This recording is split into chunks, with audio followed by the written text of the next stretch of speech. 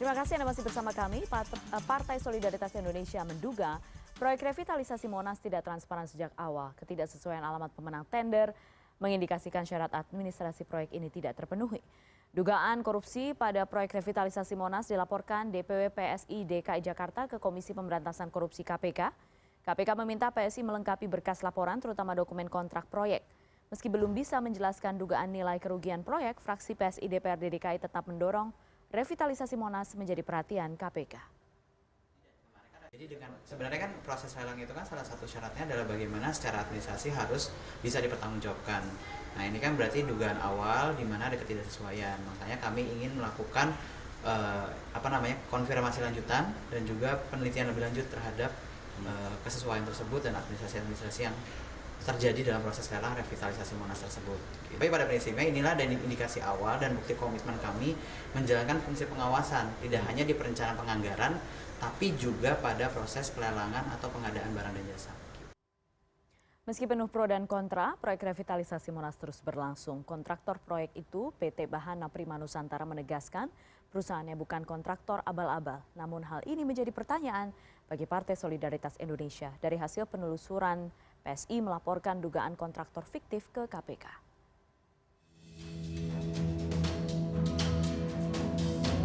Meski penuh kontroversi, revitalisasi Monumen Nasional atau Monas terus berlangsung. Teguran dari Ketua DPR Puan Maharani seolah ditepikan begitu saja. Pro kontra penambangan 190 pohon di sisi selatan Monumen Nasional dijawab oleh Dirut PT Bahana Prima Nusantara Muhyiddin Saleh bahwa pohon-pohon yang ditebang akan diganti 10 kali lipat. Muhyiddin juga menambahkan bahwa nantinya desain revitalisasi akan kelihatan mahal. Ia menegaskan PT Bahana Prima Nusantara bukan perusahaan kontraktor abal-abal. Legalitas kami adalah legalitas benar. Coba dicek instansi terkait, misalnya di PTSP, baik kelurahan maupun di JK. Jadi yang kedua, memang kantor kami itu kantor virtual office yang kami sewa. Itu juga ada surat sewa. Sedangkan kantor operasional kami ada di teman-teman tahu bahwa di Cempaka Putih nomor 160. Namun hal ini menjadi tanda tanya besar bagi salah satu partai di negeri ini. Partai Solidaritas Indonesia melapor ke Komisi Anti Rasuah tentang dugaan kontraktor proyek revitalisasi Monas fiktif. PSI mengaku telah melakukan penelusuran dengan mendatangi 2 alamat kantor kontraktor, yakni PT Bahana Prima Nusantara di Ciracas, Jakarta Timur, dan Jakarta Pusat. Namun PSI tidak menemukan gedung kantor kontraktor tersebut. Problem soal alamat kantor yang kurang jelas tadi, yang kita duga ada pelanggaran terhadap peraturan LKPP tadi, gitu kan. Akhirnya jadi berkembang gitu, apakah nih perusahaan kontraktor ini jangan-jangan ya diduga ya perusahaan kertas atau perusahaan bendera kayak gitu. Ya, itu kan menyalahi aturan lagi kalau memang betul seperti itu. Proyek bernilai 114 miliar ini nantinya akan mengembalikan kawasan sekeliling Monas seperti sedia kala berupa plaza dengan akses jalan terbuka sesuai dengan peraturan Presiden nomor 25 tahun 1995. Kalau dalam konsep penataan, tadi dilihat penataan secara keseluruhan, teman-teman udah lihat kan, sebenarnya semua nanti kalau selesai hijau. Ini masih sesuai dengan konsep awal enggak? Dalam konsep pergub yang ditetapkan, dalam konsep awal aksesnya ada akses diagonal, ada akses tegak lurus, ya kan? Akses itu yang di dalam konsep pergub. Pergub itu penjabaran dari Perpresnya. Nah, itu. Di sisi lain, Ketua Komisi DPRD DKI Jakarta Ida Mahmuda menyebut penebangan pohon oleh Dinas Citata tidak sesuai peraturan karena tidak mengantongi izin dari Kementerian Sekretaris Negara. Menurutnya izin Kemensetnek perlu karena Monas masuk dalam wilayah pemerintah pusat. Tim Liputan, CNN Indonesia.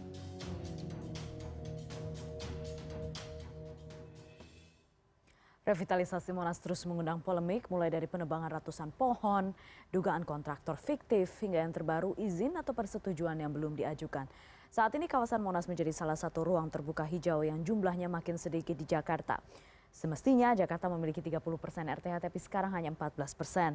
Revitalisasi Monas menurut Pemprov perlu dilakukan, namun dengan polemik yang muncul, beberapa pihak meminta ini dihentikan.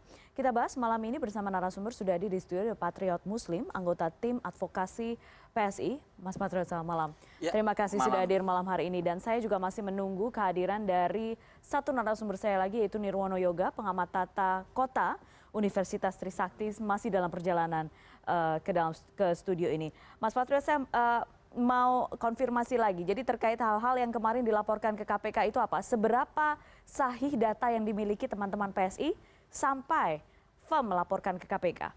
Oke, jadi berangkat dari pertanyaan, dugaan, yang juga jadi keresahan kami bersama konstituen kami, ada kontraktor revitalisasi Monas ini yang beralamat di Ciracas, Jakarta Timur.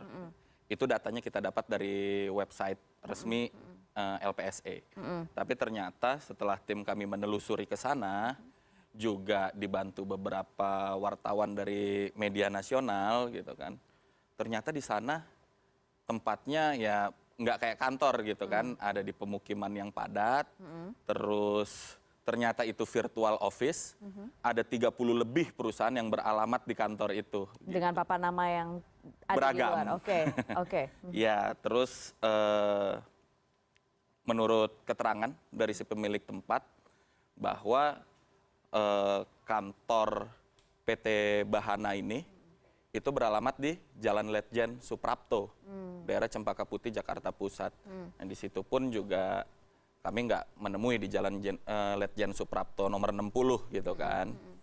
Jadi kami bertanya-tanya gitu, proyek besar 64M ini kok kontraktornya nggak jelas kayak begini. Dari dugaan-dugaan ini, ya kan, kami kemarin melapor ke KPK supaya KPK dengan otoritas yang dimilikinya, dengan power yang dimilikinya, dengan akses dan perangkat yang dimilikinya, bisa menelusuri lebih lanjut. Karena menurut kami ini nggak lazim dan ya ada potensi untuk menimbulkan kerugian negara gitu kan kalau kontraktornya nggak jelas kayak begitu. Tapi kalau misalnya tadi sudah ada pernyataan kan dari pihak kontraktornya membantah itu virtual office disampaikan dan kabarnya justru melaporkan balik PSI ya? Kalau itu saya belum dapat informasinya, tapi yang kami dengar PT Bahana ingin melayangkan somasi ke PSI. Ya, kayak begitu. Nah, itu kalau misalnya kayak gitu berarti miss-nya di mana sebenarnya? Ya kami mempertanyakan gitu kan. Ini makanya somasinya juga kami belum dapat info gitu kan apa yang menjadi isi dari somasi tersebut. Karena ya ini hanya dugaan, ya kan. Kami meminta KPK juga supaya menstimulus masyarakat untuk sama-sama mencari tahu persoalan ini. Kami belum ada lembaga atau perorangan yang kami tunjuk secara spesifik, kami lapor atau kami gugat, itu kan nggak ada. Kami cuman beranggapan ya ini tidak lazim kontraktornya gitu kan. Jadi makanya kita dorong KPK supaya dengan power yang dimilikinya bisa menindaklanjuti dan mencari tahu. Oke. Ini baru dari satu sisi saja dugaan kontraktor yang abal-abal yang kemudian dilihat oleh teman-teman PSI. Tapi dari sisi lain, dari konsepnya, kemudian dari perizinan atau persetujuannya, nanti kita bahas setelah jeda. Tetap di CNN Indonesia.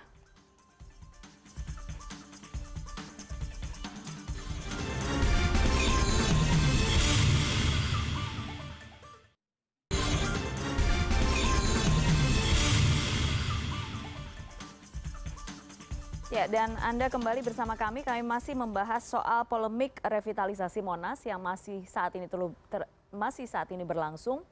Dan di segmen awal tadi kami masih membahas dari dugaan kontraktor yang mendapatkan proyek revitalisasi Monas senilai berapa? 64,4 miliar. Dan sekarang sudah hadir ada Mas Nirwono Yoga, pengamat tata kota Universitas Trisakti. Mas Yoga, selamat malam. Terima kasih sudah hadir malam hari ini. Mas Yoga, kami penasaran sebenarnya.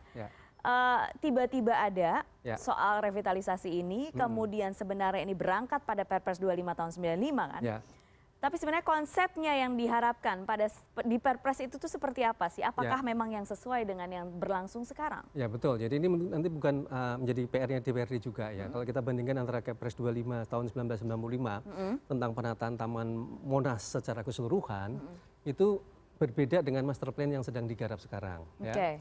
Di situ salah satu perbedaan mendasarnya. Master plan-nya pun sayembara kan sebenarnya? Yang sekarang. Yang sekarang. Ya, kalau yang tahun 95 kan bukan, karena sudah ada penetapan dari presiden waktu itu. Nah, perbedaan mendasarnya adalah satu ya, bahwa kawasan Senayan ini sebenarnya diperuntukkan untuk ruang terbuka hijau, Monasnya sebagai fungsi hutan kota.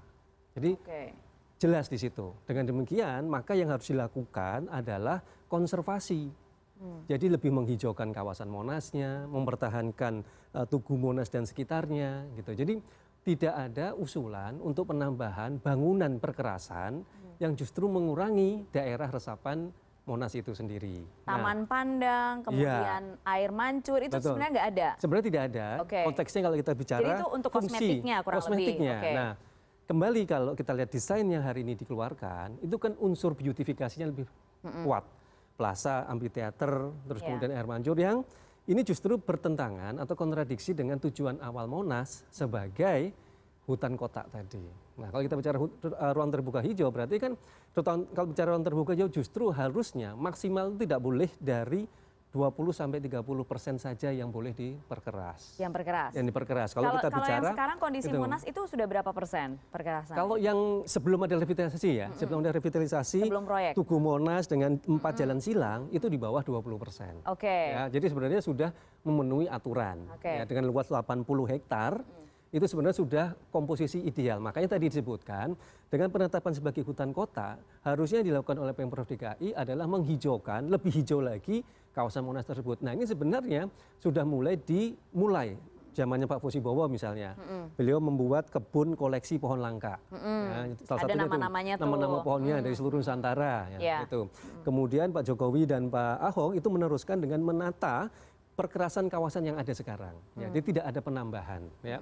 Terus ada revitalisasi tapi air mancur menari, kolam air mancur menari yang dilakukan. Jadi tidak ada penambahan signifikan untuk mengurangi daerah resapan air. Nah, ini yang perlu dicatat. Terus kemudian yang sudah disepakati adalah setiap kegiatan ini harus mendapat persetujuan dari Kementerian Sekretariat Negara. Nah, ini yang dalam konteks sekarang ini tidak dilalui. Nah, persoalannya begini Mbak Putri. Kalau sekarang persoalannya di situ, kemudian dilakukan proses perizinan, berarti kan dalam tanda petik harus ada ketegasan dua. Satu, apakah Kemensesnek nanti akan mengeluarkan surat izin atau tidak? Yang kedua, kalau tidak keluar, berarti kan pembangunannya harus dihentikan. Suratnya katanya dimasukkan hari ini, per sore ini kan? Suratnya dimasukkan oleh Pemprov. Itu bisa melalui sidang, jadi nggak dikeluarkan surat hari ini, terus kemudian dalam waktu singkat langsung keluar. Tapi ada proses-proses sidang, yang tadi Mbak Putri tanyakan, misal umpamanya konsep master plan yang terbaru sekarang ini seperti apa? Tingkat urgensinya untuk dibangun sekarang itu apa misalnya kan? Nah, ini yang nanti melalui proses persidangan dan itu tidak dalam waktu singkat. Nah, artinya biasanya berapa lama prosesnya? Bisa makan waktu 1 sampai 3 bulan. 1 sampai 3 bulan. Karena kan kita bicara konsultasi. Nah, persoalannya sekarang selama proses pengajuan ini apakah pembangunan itu akan jalan terus atau benar-benar dihentikan sementara? Tunggu dulu. Ini kan sebenarnya prosesnya sudah berlangsung dari November. Dari November. Betul. Artinya kalau nggak ada rame-rame begini, mungkin saja tidak ada itu pengajuan proses dan segala macam yang semestinya dilakukan sebelum pembangunan. Iya kan, di awal itu kan. Nah, itu mungkin nanti bagian dari proses ya. Bagian dari proses teman-teman dari DPRD untuk menanyakan kembali kenapa tanpa surat izin tersebut ya pembangunan di ring 1 kan persoalannya itu di ring 1 sebenarnya. Kalau itu dilakukan di Senayan mungkin beda. Tapi karena di daerah Monas merupakan ring 1, maka harus ada rekomendasi dari Kementerian Sekretariat Negara gitu. Nah, ini yang harusnya dipertanyakan lagi gitu kan. Tapi yang lebih penting lagi bagi masyarakat, surat itu akan keluar atau tidak gitu. Ini akan menentukan sebenarnya. Kalau tidak keluar berarti pembangunan tadi berhenti secara total, tidak ada lagi pembangunan. Kan PR berikutnya setelah ini dihentikan mau diapakan? Apakah plasanya dibongkar? Kemudian seperti harapan dari replanting apa mungkin? Nah, betul. Jadi ada konsekuensi yang harus diambil nanti. Mas Yoga, tapi saya mau tanya, itu kan gini, awalnya kan katanya pohon dipindah, sudah dicari-cari nggak ada pohonnya, akhirnya dibilang pohonnya nggak dipindah, tapi memang yang tua udah ditebang semua. Kemudian, ini juga maksud pemindahan juga dalam dalam konteks teknis ya, dalam praktek kami selama ini, antara penebangan dengan pemindahan itu beda, Mbak Putri. Kalau kita bicara pemindahan pohon, itu kita mindahkan itu dari akar-akarnya. Itu yang dikeruk gitu kan. Akar sampai batang pohon itu dipindah dengan teknologi yang cukup berat ya. Artinya tidak hanya sekedar memindahkan, lubang penanaman pohonnya pun juga harus didirikan. Bahkan kalau kita bicara waktu itu perlu 2 minggu.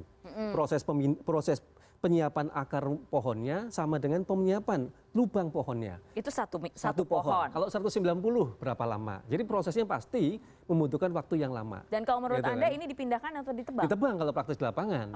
Ya, artinya bukan akarnya dipindah, tapi pohon itu dipotong, pangkas ya. Janjinya dari tadi pernyataan dari pihak kontraktor kita sama-sama dengar kan, Mas Patriot, nanti akan diganti pohonnya 10 kali lipat. Apakah itu memungkinkan kalau ini misalnya yang perlu dari dikritisi desainnya? lagi. Ya, kritisinya begini Mbak Putri. Kalau dari desainnya memungkinkan nggak kalau Anda lihat itu? Kalau yang didesain itu yang dipindah, yang akan ditanam kan bukan di plasanya.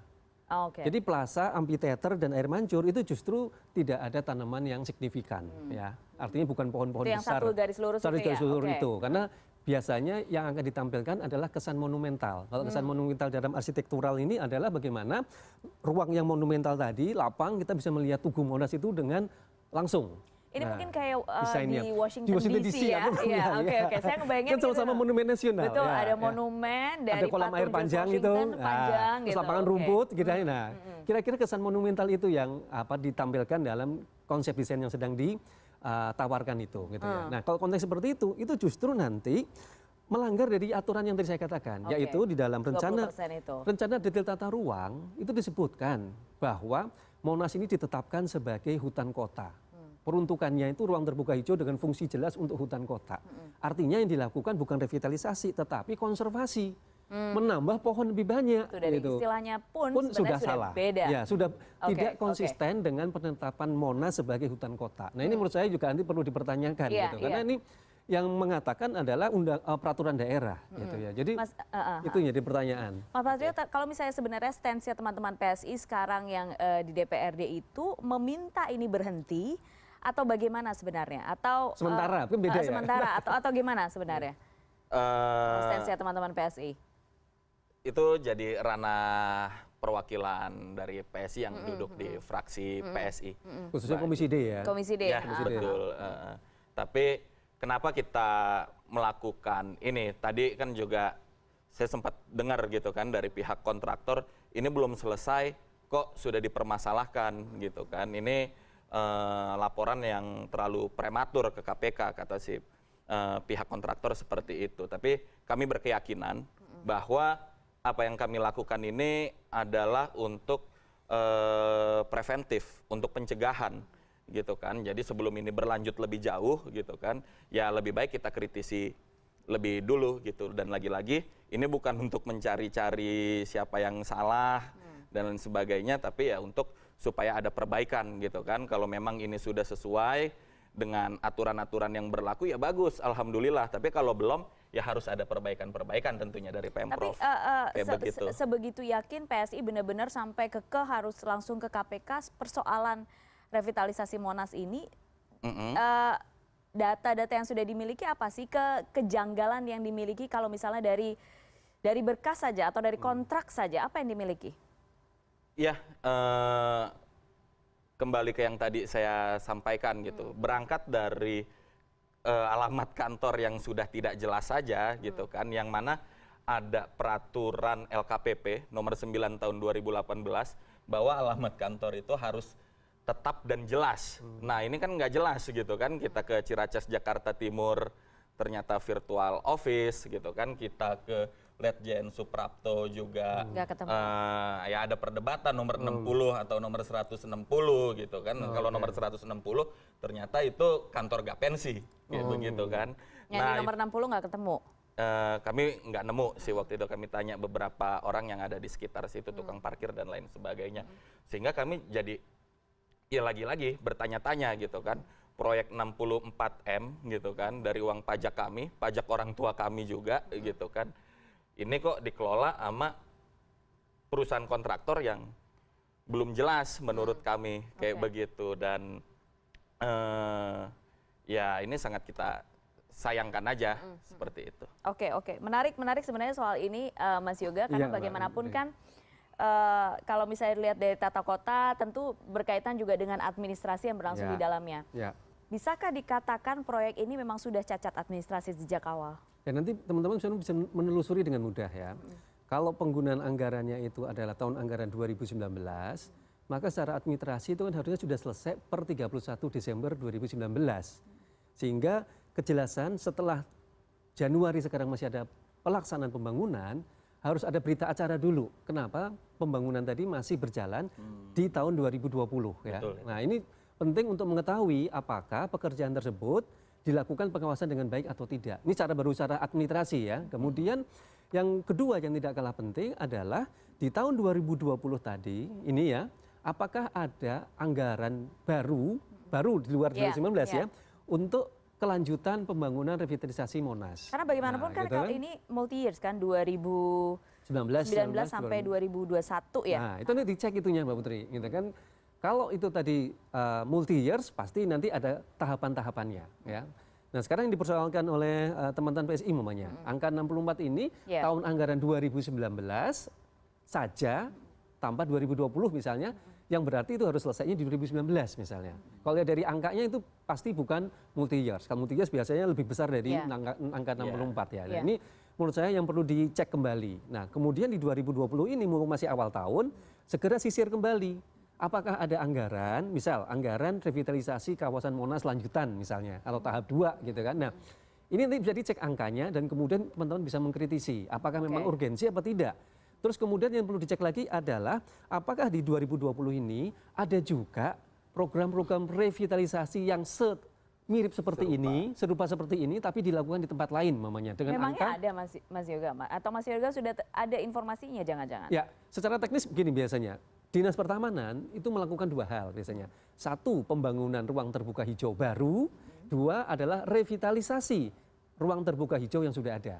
Taman-taman misalnya. Contoh kalau 2019 yang sudah kami kunjungi, yaitu sudah melakukan revitalisasi Taman Mataram dan Taman Puring di Jakarta Selatan, Kebayoran. Nah, ini kan contoh sebenarnya sudah ada program-program revitalisasi. Nah, yang perlu saya garis bawahi, kalau programnya revitalisasi itu berarti tidak ada penambahan luasan ruang terbuka hijau baru. Karena taman yang sudah ada itu diperbaiki kualitasnya saja. Jadi tidak ada penambahan sama sekali. Nah, kalau kita konteksnya banjir hari-hari ini, yang dibutuhkan sebenarnya adalah penambahan luasan daerah resapan air berupa ruang terbuka hijau. Nah, kalau itu yang jadi persoalan, harusnya kan fokusnya kita menambah daerah resapan baru, ruang terbuka hijau baru, taman-taman kota baru gitu. Jadi bukan memperbaiki yang sudah ada, apalagi yang sudah bagus dibongkar, kemudian dibikin baru lagi gitu. Nah, ini menurut saya yang perlu diawasi karena di situ terjadi pemborosan. Oke, gitu. Itu dia. Nanti ada perbedaannya di situ nanti. Oke, nanti kita bahas lagi. Kita sekarang jeda dulu ya. Sekarang tetap di CNN Indonesia.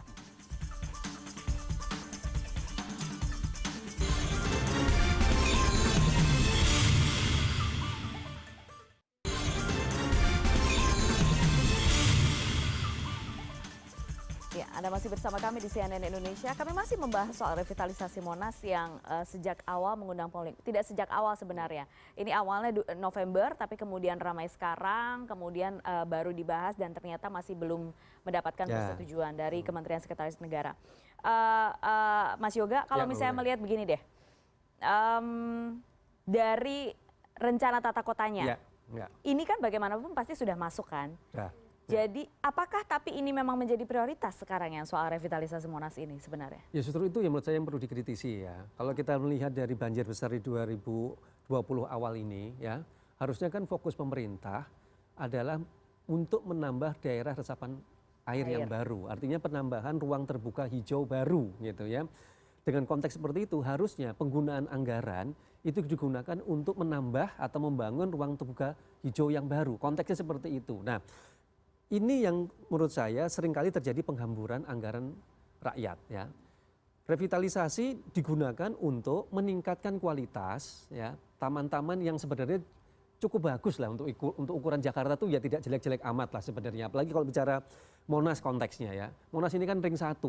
Kalau dari anggaran Dinas Pertamanan, kemudian dari Pemda sendiri, itu prioritas nomor 1 ya. Kalau udah berada di lingkaran 1 tuh seperti Taman Monas, Lapangan Banteng, Taman Suropati, itu pasti anggarannya bisa dikatakan dalam tanda petik tidak terbatas. Gitu. Artinya kualitasnya nomor satu. Nah, dengan demikian kan sebenarnya tidak ada alasan kalau mau bongkar-bongkar si Taman Monas seperti itu. Gitu. Nggak diapa-apain aja sudah cukup bagus. Anggaran pasti tersedia. Nggak mungkin nggak ada anggaran kalau untuk Monas. Nah, ini yang menurut saya pemborosannya di situ. Kenapa nggak kita gunakan anggaran yang ada dan terbatas? Kan selama ini penambahan ruang terbuka hijau kita yang sekarang posisinya masih 9,98%, untuk mencapai ke 20% aja susahnya minta ampun. Saya mencatat Dari semestinya berapa? 30%. Semestinya 30%, lebih jauh lagi gitu. Lebih jauh lagi. Lebih jauh lagi. Nah, ini catatan saya dalam 20 tahun terakhir, Mbak Putri. Nambah 1% aja susahnya minta ampun. Dan Oke. ini yang harusnya menjadi catatan dari Pemprov DKI. Oke. Ya. Dan saya akan menyapa dulu nih ada narasumber lain sudah bergabung melalui sambungan telepon, Bang Yos. Gubernur DKI Jakarta tahun 97 hingga 2007, Bang Yos. Assalamualaikum, selamat malam. Waalaikumsalam. Siapa ini ya? Saya Putri, Bang Yos, dari Putri. CNN. Iya. Bang Yos Lagi bicara soal apa kalian itu? Bang Revitalisasi Yos, Monas, Bang kami Yos. sedang bicara tentang revitalisasi Monas, Monas ya. yang sekarang sedang ramai. Bang Yos mengikuti? Ya, ngikutin berita tapi siaranmu nggak ngikutin, aku di mobil, gua nggak punya Oh TV. iya, oke, nggak apa-apa Bang Yos. Kalau gitu saya tanya-tanya Bang Yos. Bang Yos mengikuti Iya. informasi terbaru soal revitalisasi Monas. Ini sesuai disampaikan ini sesuai dengan Perpres nomor 2005 tahun 1995. Nah, yang terjadi sekarang Bang Yos, apakah memang sesuai dengan isi Perpres itu atau melenceng jauh? Nah, saya jawab begini ya. Ya. Mengapa dulu waktu aku gubernur ngotot mau magar Monas? Ya, sampai aku di demo habis-habisan tetap aja saya pagar. Ya karena saya perlu ruang terbuka hijau. Ya. Amat jauh dari target yang ditentukan saat saya jadi gubernur. Nah, sasaran saya utamanya adalah Monas, karena Monas itu kalau tidak salah 110 hektar. Mana bisa cari tanah seluas itu, maka tak hijaukan. Justru kalau nggak saya pagar nggak mungkin bisa dihijau, karena semua titik bisa dilewatin ya. Sopir-sopir pada parkir di situ nunggu jemputan di departemen itu kan nyeplekin pohon-pohon dan udah gundul lah waktu itu kan. Maka saya pagar dengan maksud supaya bisa saya hutankan sebagai paru-paru kota. Itu latar belakangnya. Lagian masalah klasik Jakarta ini ada 4 ya, kependudukan, banjir, macet, sama polusi. Lah polusi itu adalah masalah yang nggak kelihatan, tetapi orang nggak tahu kalau itu nomor 3 di dunia tingkatan Jakarta itu. Polusi itu bisa merusak organ-organ tubuh manusia, terutama anak kita. Jadi aku sangat concern untuk memangkas itu. Nah setelah disurvei ternyata kontribusi polusi itu 80% dari kendaraan bermotor. Gitu artinya mobil motor yang lewat di Jakarta ini kan jutaan, itu hanya membuang polusi hebat 80%. Karena itulah macet dan lain sebagainya. Karena itu di dalam menyelesaikan lalu lintas dan polusi ini paralel gitu. Di sisi lain saya menggelar namanya pola transportasi makro, ya kita bangun MRT, LRT, monorail, lalu waterway yang terintegrasi dengan tetangga kita, ya. Supaya memakas mobil itu dan semua kendaraan yang meluncur itu teramah lingkungan. Karena MRT, LRT pakai listrik, busway yang kita luncurkan juga pakai gas, cuman waktu itu PT gasnya belum siap, jadi masih pakai Nah, maksud saya paralel dengan itu adalah diserap dengan daun-daun itu polusinya gitu. Jadi akan terpangkas habis karena kendaraan yang kontribusi 80% tadi nggak meluncur lagi, ya ramah lingkungan semua kendaraan yang ada, lalu sisanya juga diserap sama pohon. Karena itulah Taman Menteng yang tadinya untuk sepak bola hanya 20% aja yang hijau itu pun rumput, nggak berfungsi apa-apa, saya rubah menjadi taman terbuka hijau gitu. Dan khusus Monas, kita sudah komitmen dulu kalau di atas itu nggak ada bangunan. Gitu. Kalau mau membuat parkir, membuat toko, membuat apa plaza itu di bawah tanah itu konsepnya. Itu sekarang jadinya bangunan tuh Bang Yos konsepnya, pohonnya hilang. Saya juga nggak ngerti ini apa ini. Apalagi dagelan-dagelan memindahkan pohon, memang gampang memindahkan pohon. Pohonnya ditebang Bang Yos, sudah confirm. Memindahkan pohon itu, aku sudah pernah melakukan di Semanggi itu pohon besar-besar itu saya borongkan. Itu nggak mudah teknisnya. Harus disiapkan tempatnya, dikasih pupuk dulu, terus pohon yang besar itu diseksa dulu gitu, akarnya harus ada yang tinggal, baru peskan nanti dipindahkan. Itu rumit gitu, nggak mudah. Barang ditebang terus mau dipindah dari mana? Pindah ke Hongkong apa? Anda kecewa, Bang Yos? Bukan ya, karena itu kan sulit. Aku di demo tiap hari gara-gara mau makar Monas, mau menghijaukan Monas itu kayak gitu. Kendaraan-kendaraan yang parkir dari departemen, dari tentara, tak usirin, tak suruh keluar semua, itu nggak mudah. Itu kalau nggak pakai tangan besi juga nggak bisa waktu itu. Tapi karena ini paru-paru kota, itu amat penting untuk membahas polusi udara itu tadi gitu loh. Bang Yos, tapi kalau menurut Anda memang perlu tidak sih ini Monas direvitalisasi dengan kondisi yang terakhir kali ini? Aku nggak ngerti revitalisasi itu apa maksudnya. Yang penting itu harus dihijau, dilebatkan lagi. Bahkan pohon yang saya tanam pun itu perwakilan provinsi-provinsi, para gubernur, karena saya ketua APSI waktu itu kan. Ayo, aku mau tanam, mau hijaukan Monas, ada yang aneh nggak di tempatmu spesifik? Mereka kirim, saya tanam di situ, ada perwakilan provinsi semua. Pohon-pohon itu kan gitu. Nah ya, sekarang yang ditebang yang mana, gua nggak ngerti itu. Oke. Di sini ada Nirwono Yoga, ahli tata kota. Ada yang ditanyakan, Mas Yoga? Enggak, sebenarnya Bang Yos nanti bisa cerita. Zamannya Bang Yos itu programnya adalah Jakarta Ijo Royo ya. Nah, komitmen. Ya itu foto saya dulu itu.